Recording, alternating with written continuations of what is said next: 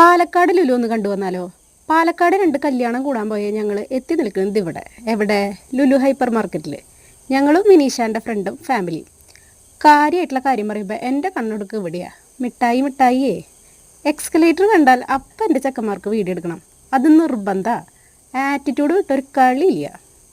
എന്താല്ലേ ഇത് ഞാൻ ആദ്യമായിട്ടാണ് കാണണേ. ഈ ഫലൂടെയൊക്കെ ഡിസ്പ്ലേയിൽ വെച്ചേക്കണതേ. ഇതെന്തവനൊരു സൈഡ് വലിവ്. അവൻ്റെ ഏരിയ എത്തി. അതാണ്. രണ്ടും ഭയങ്കര കൺഫ്യൂഷനിലാ. ഇതെന്തപ്പോൾ എവിടെ നിന്ന് തുടങ്ങുക എന്നുള്ള കൺഫ്യൂഷനിലാണ്. ദോഷം പറയരുതല്ലോ.